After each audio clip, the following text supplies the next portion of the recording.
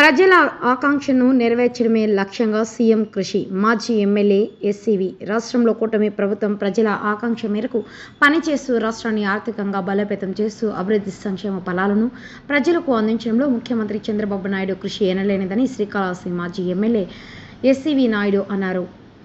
అమరావతి మహిళలను అవమానపరిస్తే రాష్ట్రంలో మహిళలందరినీ అవమానపరిచినట్లేనని అనేది వైసీపీ నాయకులు గుర్తుంచుకోవాలన్నారు. రాష్ట్రంలో కూటమి ప్రభుత్వం వచ్చి ఏడాది పూర్తయిన సందర్భంగా శ్రీకాళహస్తిలో మాజీ ఎమ్మెల్యే ఎస్సీవీ నాయుడు ఆధ్వర్యంలో కూటమి నాయకులు ఆనందోత్సవం జరుపుకుంటున్నారు. ఈ సందర్భంగా ఎస్సీవీ నాయుడు మాట్లాడుతూ ముఖ్యమంత్రి చంద్రబాబు నాయుడు గారి నాయకత్వంలో టీడీపీ, జనసేన, బీజేపీ ఉమ్మడిగా ప్రభుత్వాన్ని ఏర్పాటు చేసి రాష్ట్రాన్ని అక్షర క్రమంలోనే కాకుండా ఆర్థికంగానూ అభివృద్ధి పరంగానూ అగ్రగామిగా తీర్చిదిద్దడంలో ముఖ్యమంత్రి చంద్రబాబు నాయుడు గారు చేస్తున్న కృషి అమోఘమని అన్నారు.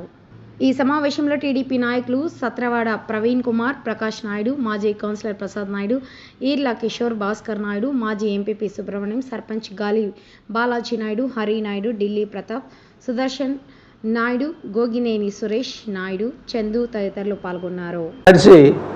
పార్టీకి వెనుదండుగా యువతనంతటిని నిలిపి మంచి మెజార్టీతో ఎవరి పరిధిలో వాళ్ళు, అవి మంత్రులు కావచ్చు, లీడర్లు కావచ్చు, అందరూ కూడా ఎవరి పరిధిలో వాళ్ళు చేసిన దానికి అందరికీ ధన్యవాదాలు తెలియజేస్తూ, ఈ ప్రభుత్వం ప్రజాసేవకే కానీ ఈ ప్రభుత్వం భవిష్యత్తులో ఈ రాష్ట్రాన్ని అక్షర క్రమంలోనే కాదు ఆర్థికంగా అభివృద్ధిలో మొదటి స్థానంలో ఉంచేదానికి ప్రయత్నం చేస్తున్నటువంటి చంద్రబాబు నాయుడికి, లోకేష్ బాబుకి, మంత్రి మండలికి, అందరూ లీడర్లకి హృదయపూర్వకంగా ధన్యవాదాలు తెలియజేస్తూ, ఇచ్చిన మాటని ఎటువంటి పరిస్థితుల్లోనూ ఏ పథకాన్ని వదిలిపెట్టేది లేదు. అన్ని పథకాలు అమలు చేసి ఇంకా కూడా కొత్త పథకాలు కూడా ప్రవేశపెట్టి ప్రజలకి వాళ్ళకు కావాల్సిన అన్ని కార్యక్రమాలు తప్పక తెలుగుదేశం పార్టీ చేస్తుందని తెలియజేస్తూ అందరికీ హృదయపూర్వక ధన్యవాదాలు. జై హింద్, జై తెలుగుదేశం. ఈ మధ్యనే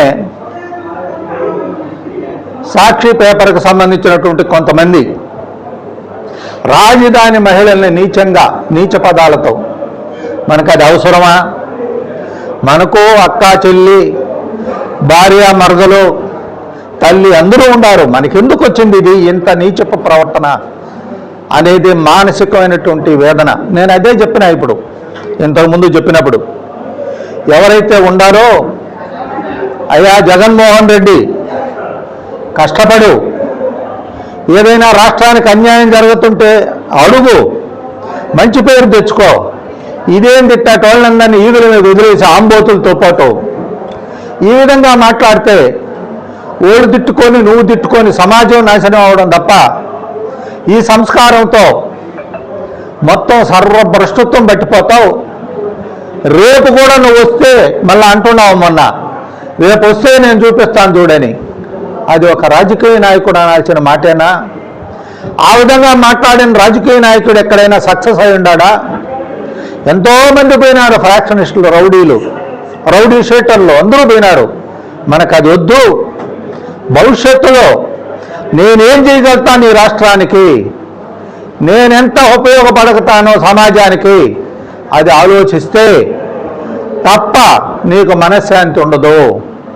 ఆలోచిస్తే తప్ప ప్రజల హృదయాల్లో అంత మాత్రం కూడా చోటు దొరకదు. కాబట్టి దయచేసి ఆ వాణిని మార్చుకొని ముందుకు పోవాల్సిందిగా ఈ రాష్ట్రం అభివృద్ధి చేసే తెలుగుదేశం పార్టీని ఓపిక బట్టి మంచి పనులు చేస్తే పొగుడయ్యా, ఆ పొగడ్తలతో నీకే మంచి పేరు వస్తుంది. కాబట్టి నువ్వు మారి సమాజానికి ఉపయోగపడకుండా తయారవలసిందిగా జగన్మోహన్ రెడ్డిని కూడా కోరుతున్నాను. జై హింద్, జై. సంవత్సరమైన సందర్భంగా పార్టీ అధినాయకత్వం పార్టీ చేసినటువంటి అభివృద్ధి కార్యక్రమాలతో పాటు 164 మంది ఎమ్మెల్యేలని ఇచ్చినటువంటి హామీల ప్రకారం ప్రజలు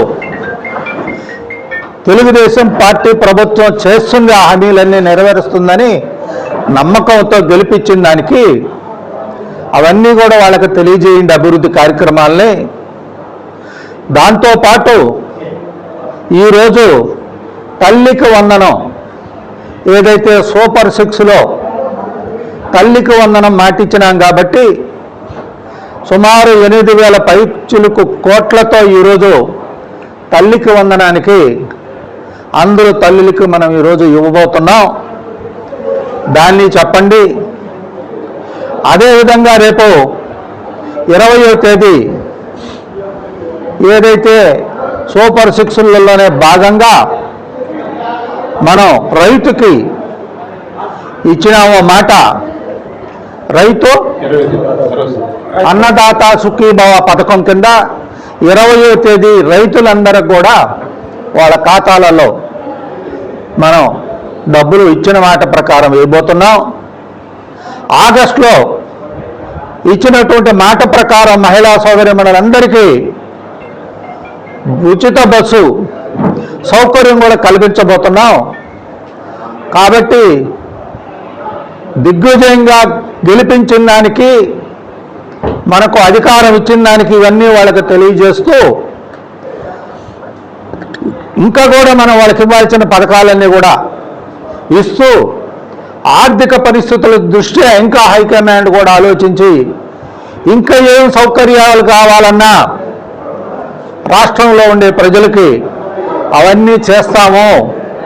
మీరు ఎక్కడికక్కడ ఎవరి పరిధిలో వాళ్ళ నాయకులందరూ కూడా మీరు ప్రెస్కి తెలియజేయండి అని చెప్పిన దానివల్ల ఈరోజు మేము మిత్రులందరం కూడా ఇక్కడ మీ ముందర కూర్చోవడం, మీకు తెలియజేయడం, మా మిత్రులందరూ వచ్చినారు, మీరు వచ్చినారు, మీకు వాళ్ళకి అందరికీ నమస్కారాలు. ఒకసారి ముందు స్టార్ట్ అయిపోయి మధ్యలో ఇది అయింది కాబట్టి ముందు వెనకలుగా తెలుగుదేశం పార్టీ ప్రభుత్వం ఒక నియమావళి ప్రకారం, నిబద్ధత ప్రకారం ముందుకు పోయేటటువంటి పార్టీ. తిట్టుకు తిట్టు సమాధానం కాదేడా. వాళ్ళు ఎన్ని తిట్టుకున్నా ఆఖరికి రాజధాని మహిళలను కూడా వాళ్ళు చేసిన ఉద్యమాన్ని స్వాతంత్రం రోజుల్లో కూడా ఎవరు ఊహించిన విధంగా అక్కడున్న రైతులు, మహిళలు రాజధాని కోసం మనందరం భవిష్యత్తులో ఇది ఏమవుతుందని భయపడినా వాళ్ళు పాపం మనం చూసినాం. కాళహస్తిలో కూడా మన ప్రకాష్ భూమి ఇచ్చినాడు, అక్కడ స్టే చేసినారు. ఇన్ని కిలోమీటర్లు నడిచి వెంకటేశ్వర స్వామికి మహానుభావ, మా అందరి మనోభావాల్ని, మా మనసులో ఉండే వేదనని నువ్వు అర్థం చేసుకొని ఆ దుర్మార్గులకి బుద్ధి చెప్పి మరి నువ్వు మాకు రాజధానిని విజయవాడలోనే మంచి రాజధాని వచ్చేటట్టు మమ్మల్ని దీవించని పాపం కాలి నడకన మన తిరుమల గోడోళ్ళు నడిచి రావడం జరిగింది. ఎక్కడ కూడా ఎవరు వ్యక్తిగతంగా పోకూడదు. రాజకీయాల్లో వ్యక్తిగతంగా ఎవరు పోయినా వాళ్ళకి మనం చెప్తున్నారు చంద్రబాబు నాయుడు గారు వన్ టైం సెటిల్మెంట్ అయిపోతుంటారు. కాబట్టి మనకు కావాల్సింది మన ప్రాంత అభివృద్ధి, నిరుపేదల అభివృద్ధి, చెప్పిన మాట ప్రభుత్వాలు ప్రజలకు తీర్చడం, ఇవన్నీ చేసుకొని